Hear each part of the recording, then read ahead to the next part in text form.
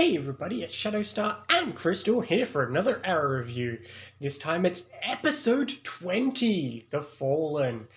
And this was a very interesting episode. I can't exactly know what to put it as. I feel like it went exactly as I thought it would, and not just because I've seen it before, but it's quite predictable, I guess. I guess.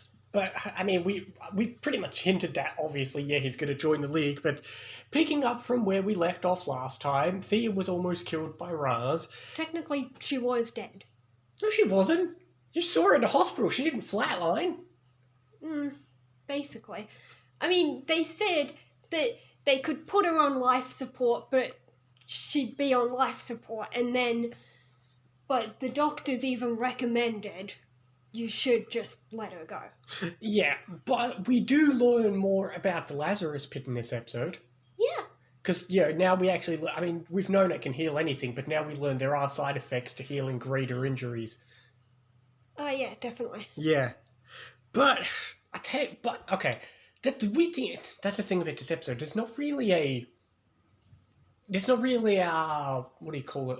A climax or a problem or a thing or a villain. Yeah, it's just... But to be fair, we always say that about the episodes nearing the end is there's not really a villain, it's just here's the thing. We'd get building to whatever's happening. Yeah. The last 3 episodes, oh boy, I don't care for the last 3 episodes. There's a few bits I remember enjoying, but I don't remember the end of the season, but from what we're getting now, it doesn't look good. This episode itself was nice, but... Okay, speaking of people we haven't seen in a while, Malcolm was back. We haven't seen him in a long time.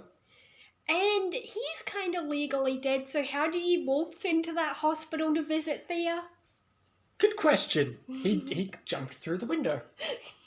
Didn't look like it. He came through the freaking corridor. No, he jumped through the window.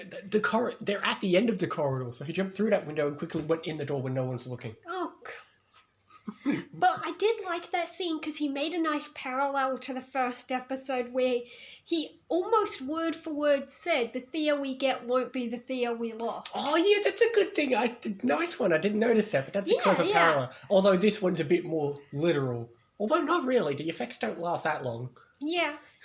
Although, well, we'll get into more about it later. Yeah, but definitely at the end of the episode, she seemed fine except she couldn't really remember much. I mean, to be fair, you can't remember when you're unconscious.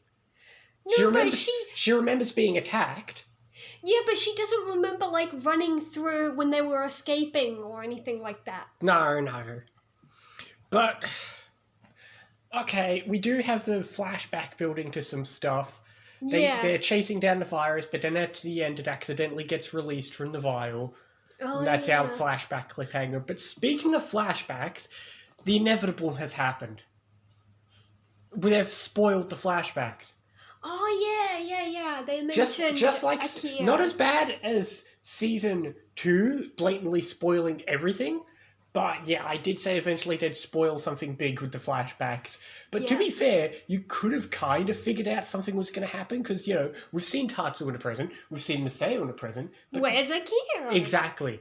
But now we know something's going to happen in those last 3 episodes. It's a shame, too, because, we've got 3 episodes of flashback left, but now we kind of might know where it's going. It would have been a great moment to see what happens to Akira and not know it's coming.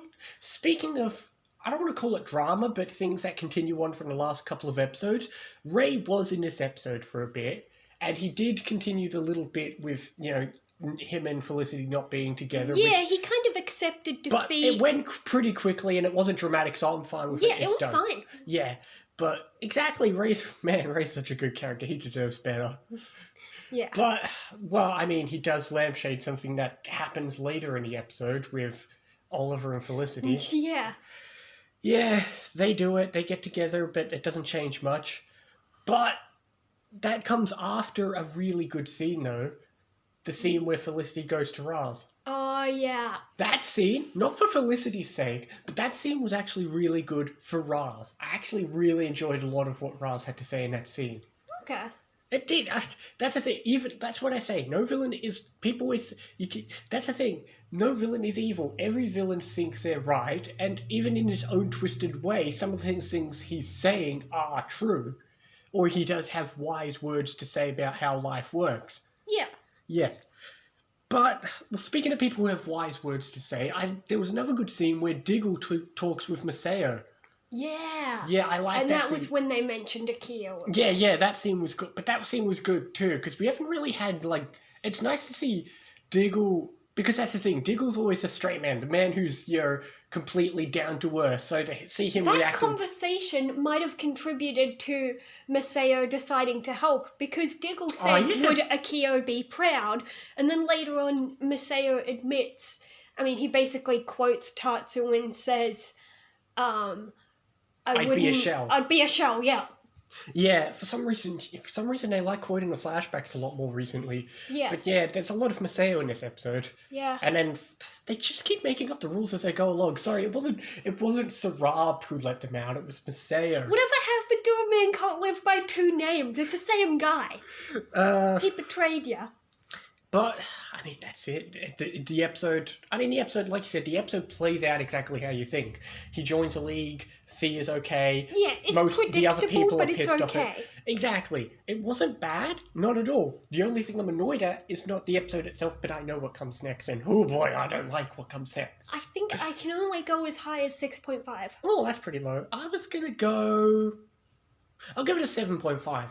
It was enjoyable. What? I can't think of many really bad points. There was a lot. I have to give credit to Malcolm again, because not just that earlier hospital scene, but there was a really good deleted scene with Malcolm.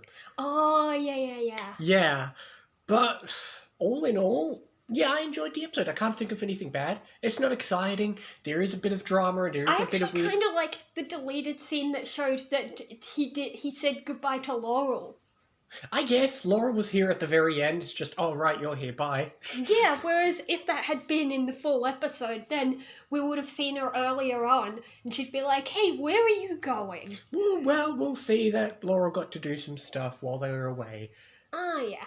But, yeah, that's the thing about this episode. It's not super crazy exciting, but I can't really think of anything bad. There's a little bit of weird stuff with Felicity. Obviously, I don't like where it's heading, but the episode itself is exciting. Yeah, it's alright. But I suppose that's it. Yeah, that's all we can say.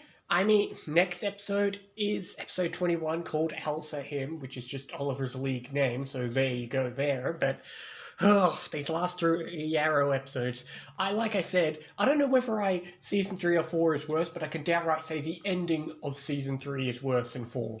But that's for sure.